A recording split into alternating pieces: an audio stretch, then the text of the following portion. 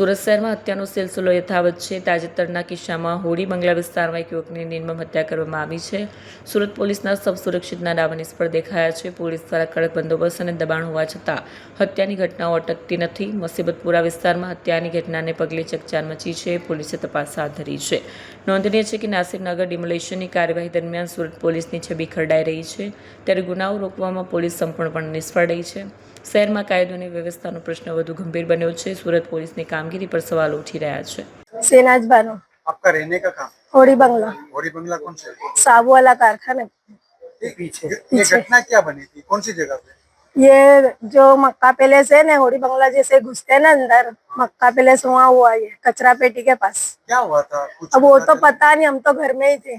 ये लड़का घर पे से क्या करने आया? जब घर पे था जब क्या कर रहा था? ये घर पे से ने खाना वाना खा के ने फिर गया। फिर उसके बाद ये ने मेरी बहन का कॉल आया कि वो चाकू लेके ने दौड़ा, तो फिर मेरी छोकरी जाके ने देख रही थी, तो इतने में मार के ने चला गया वो चाकू। 6 घाव मारा। कौन मारा, कुछ आइडिया? वो मेरी खाला का लड़का ही है। वो भी इसका नाम कुछ? हाँ, सफी अंसारी। इसके बाद ये लड़के की शादी हो गई थी? नहीं हुई। ये आप किसके साथ रहता था? मेरे साथ रहता था। ये कितने सालों से क्या काम करता था?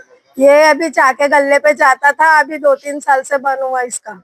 ये कुछ ना अभी पार्सल का करता है। अभी कुछ आगे कुछ इनके साथ कुछ झगड़ा हुआ था? नहीं, वो तो मेरे नहीं, वो तब मेरे को नहीं पता है।